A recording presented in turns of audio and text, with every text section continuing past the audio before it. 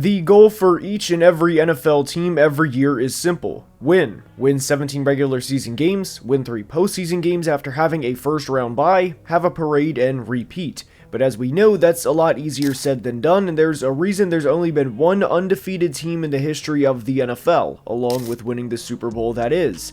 And while I don't think any team that is currently undefeated will go 17-0, not even the Chiefs, we are going to break down a couple of undefeated teams and discuss how far they can go.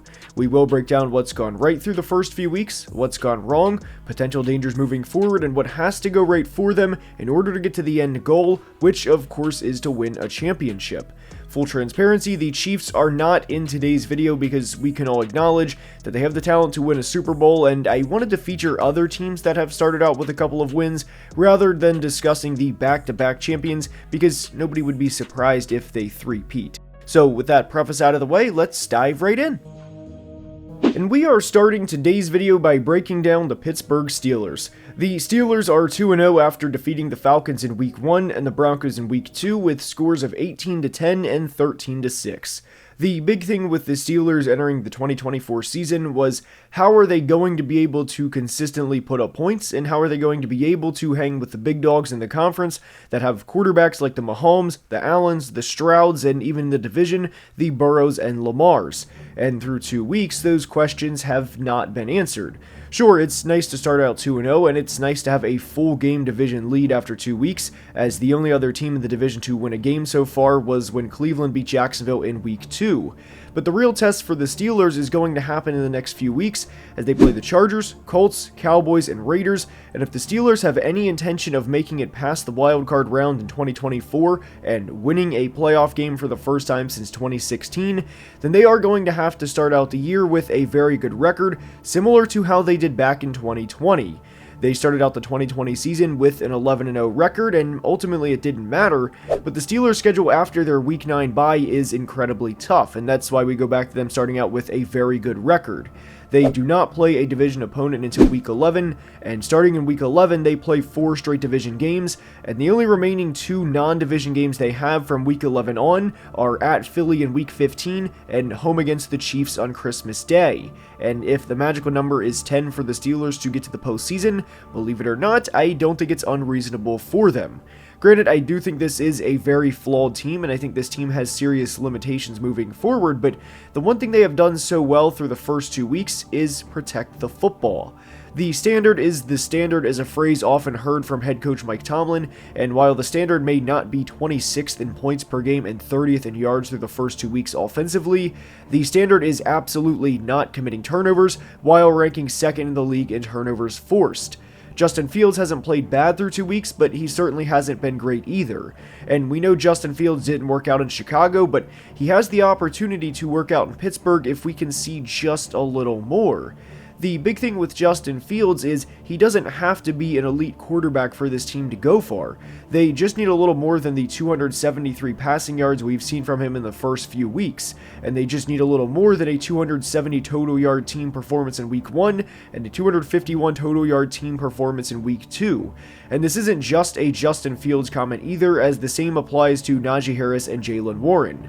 Najee is in a contract year, and if he plays well, he could receive a contract extension similar to what Josh Jacobs received from the Packers, which was an average of $12 million per year. The first year of Jacobs' contract was the only year that was guaranteed, but the point is, Najee can earn a contract if he has a great year this year. The Steelers have put up just 31 points through 2 games and have allowed an average of 8. And while I don't expect them to win the Super Bowl, as I don't know anybody who does, they can be a spoiler for a lot of teams. But they just need a little more offense. And that's going to be a concern I have all year for this team, and because of that, we have their ceiling as a wild card exit. Now, over the past few weeks, there has been more of a chill in the air, contrary to the 90-degree weather at 8:30 in the morning over the summer, and that can only mean one thing. Fall is here, and football is too. And I've teamed up with DraftKings, and while we are watching every game each weekend, you can make the weekend even more exciting by getting into the action on DraftKings. And right now, all new customers who bet $5 will instantly get $200 in bonus bets. That's $200 in bonus bets instantly. And if sports betting is not yet available in your state, don't worry. You can still join in on the fun with DraftKings Daily Fantasy and have the shot to win cash prizes. My weekend revolves around football, and if yours does too, why not spice it up and mix it up a little and give it a shot? Download the DraftKings Sportsbook app now and use my promo code analysis to bet just $5 on any wager and get $200 in bonus bets. And once again, that's promo code analysis, and a big thank you to DraftKings, an official partner of the NFL, for sponsoring today's video. Next up is the New Orleans Saints, and I think out of any team entering the 2024 season, they are without a doubt the biggest surprise so far. Unlike the Pittsburgh Steelers, they have had zero problems putting up points, as they have 91 points in 2 games and have back-to-back 40-plus point performances. The difference between them and the Arizona Cardinals, the number 2 team in points through the first 2 weeks, is 22 points, as Arizona has 69 total points so far. And it's been a nice start to the year for the Cardinals, as they put up 28 points against the Bills in Week 1, and then put up 41 points against the Rams in Week 2, but the 22-point difference that separates the Saints and Cardinals is the same difference between Arizona and the Chargers, who are currently tied for 11th in points through the first 2 weeks. That's how dominant of a start it's been for New Orleans. Derek Carr has a near-perfect passer rating so far, as he has a passer rating of 142.4 and is averaging an unreal 11.4 yards per attempt. Not only that, but it's also been a tremendous start to the season for the veteran Alvin Kamara, as he has 290 yards from scrimmage and 5 total touchdowns in the first 2 games. Now, I think even Saints fans would acknowledge that while the start to the year from Kamara has been nice, expecting a 145 total yard, 2.5 total touchdown performance every week would be ridiculous, as he's probably not going to finish the year with 2,465 total yards and 42 total touchdowns. So inevitably that will fall off. And it's also fair to say the Saints offense is going to fall off at some point too, and that's more of a regression to the mean than saying they're falling off and that they're doomed. But if they can beat the Eagles in Week 3, which I think they can, after Philly basically handed the game to Atlanta in Week 2, and if they can beat the Falcons in Week 4, which again I think New Orleans can, that would set up a very interesting game in Kansas City on Monday night in Week 5, as there is a non-zero chance both of these teams would be undefeated. The importance and the impact of Clint Kubiak and what he's done so far cannot be overstated, but the defense has also played really well too. If there is anything to downplay what the Saints have done so far, relative to their accomplishments through the first few weeks, it's that they played the Panthers in Week 1, who are currently going through one of the worst situations we've seen over the past few years. But they more than answered the bell in Week 2 with a 25-point win in Dallas, as they picked Dak off twice and held the Cowboys to just 68 yards rushing and sent the Cowboys home with their worst loss since their previous home game. This team finished 6th in offensive turnovers in 2023 and 4th in turnovers defensively, and they're off to a great start this year. Their schedule isn't all that difficult either, and I don't think it's an exaggeration to say this team can win 10 or 11 games, maybe even 12. The big question is one we're unfortunately not going to be able to find out for some time.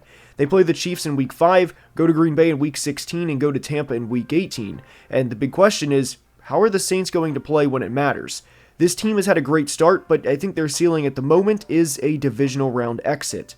The Chargers are off to a 2-0 start, and people are asking Justin Herbert who has it better than him, to which he emphatically replies, nobody. Now, the Chargers are interesting because this is a team that's allowed 13 total points over the first 2 weeks, and to be completely honest, I think their defense is going to continue to be elite for a little while. Their next few games are at Pittsburgh, home against Kansas City, which will admittedly be a tough game, then they have a Week 5 bye, and then they go to Denver off of their Week 5 bye. They play a very interesting game in Week 7, which is on Monday night against the Cardinals, and this game will probably be a lot more interesting than it initially appeared a few weeks ago. But the Chargers are an interesting team to project because they are 2-0 and they have 2 double-digit wins to start the year, and like with the Saints, we acknowledge that their second game was against the Panthers and that they took care of business. But why I think the Chargers are interesting is because they have a very, very good quarterback in Justin Herbert, yet Justin hasn't played close to the level we've seen in years past. Justin is only 26, so I don't want to go talk about him like he is a wily old vet, but the Chargers haven't asked much out of him yet, and again, they're off to the best start they've had during the Justin Herbert era. And when this team hired Jim Harbaugh, I was ecstatic because of the culture Jim was going to implement, and we've seen that through the first few games. And what we saw from last year's Michigan team is how I expect the Chargers to be in the next couple of years, and we've already seen it so far. And that's run the ball, play good defense, and let the score take care of itself. They've ran for over 175 yards as a team in each of the first 2 games, and they're currently top 5 in yards per attempt and top 2 in rushing yards. And this is all with a quarterback who has shown at times throughout his career that he can absolutely hang with the best of them. The selection of Joe Alt is already proving to be a good selection, as he and left tackle Rashawn Slater have allowed a combined 3 pressures in the first 2 games. Now, this video is being released the day before they play the Steelers in Week 3, so I will say there is a chance this ages poorly, as Alt will be going up against TJ Watt, but he was welcomed to the NFL by Max Crosby in his debut and allowed a single pressure in 30 pass blocking snaps. So even if Alt allows 3 or 4 pressures against TJ, I think he's already ahead of schedule as a 21-year-old rookie right tackle that, keep in mind, is just a few years away from playing tight end. Alt is both a tremendous athlete and football player for his size and for how young he is, so if he gives up a few pressures, I'm not worried. The one thing that I think will hinder the Chargers this year is the true top-end talent, but I wouldn't be surprised at all if this team makes the playoffs. I think it would be wildly optimistic to think this team has Super Bowl aspirations this year. Winning a singular playoff game in year 1 under Jim Harbaugh would do wonders for this franchise moving forward.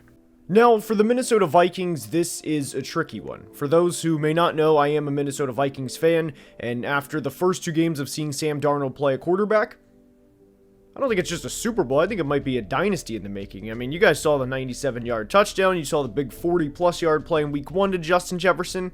There's something cooking. Some people might even think that Sam Darnold's now the best quarterback from the 2018 draft class, and jokes aside, let's have a serious discussion about the Vikings. Here's the deal, guys. Their defense is legit, and their defense is going to win them a lot of games. And the fact that they've given up 23 total points in 2 games is incredible. Now, I know one of those was to the Giants where they only allowed 6 points, but what I will say about the 49ers game in Week 2 was it was a 23-17 win over the 49ers, but what I would say was that game was not just a 6-point game. Fred Warner played one of the best games I've ever seen a middle linebacker play. And there was a play where Fred poked the ball out from Aaron Jones inside the 1-yard line, and that would have made it a 27-7 game at the time. And Fred also intercepted a pass from Sam Darnold that was deep in 49ers territory, and that also kept points off the board. Now, we can always play the, well, if this happens, if that happens, but my point is, I wasn't really worried about the 49ers coming back during that game. I mean, the Vikings defense is legit, and their defense is going to be one of the best in the league all year, barring injuries, of course. And there was a clip of Brock Purdy saying to Brian Flores after the game that your scheme is crazy. This is not just me as a Vikings fan talking about my favorite team. I mean, the defense is going to be really good. Now, what I will say is I think it would be flat out ignorant for me to sit here as a Vikings fan and say, well, because this defense is really good that, they can go make a run, and disregard what the Saints have done offensively over the past 2 weeks just because I'm not a fan of the New Orleans Saints and say that, well, they're a divisional round exit. So I think in the same vein that the Minnesota Vikings would also have to be around the divisional round exit at this point, but what's going to really test the Vikings down the stretch of the season is they play Seattle, Green Bay, and Detroit in their final 3 games of the year, with 2 of those on the road. And in a way, that's a mini playoff stretch before the playoffs start. And I don't think it's unrealistic to say that all 3 of those teams could make the playoffs this year. They already beat the 49ers, and they held them to 17 points, and they forced multiple turnovers and held them to a couple of red zone stops, and they looked really, really good in that game. But how are you going to play with what could potentially be the division on the line? The big thing with Sam Darnold, and the jokes aside from the best in the 2018 draft class, the reality is if Sam plays relatively clean football, the fact that this team is already 2-0, they're probably going to win 9 or 10 games, honestly, by default because of how good this defense is and the fact that they're going to hold teams most of the time to under 17 or even 20 points. So the Vikings defense is going to be the catalyst for how far they go this year. And I think that would have them around a divisional round exit at this point. Now, again, I'm not going to be delirious and say Super Bowl contender, but I think it would be a divisional round exit for the Minnesota Vikings at this point. But they have a big test in Week 3 against the Texans. And if the Vikings hold the Texans offense like they did the 49ers offense in Week 2, we might have a different conversation. But that's all I have for today. I hope you enjoyed, and if you did, please like and subscribe, as only about 30% of people watching are subscribed and helps the channel tremendously. Big thank you to DraftKings for sponsoring today's video, and until next time, please be safe and have a great day. Love you guys.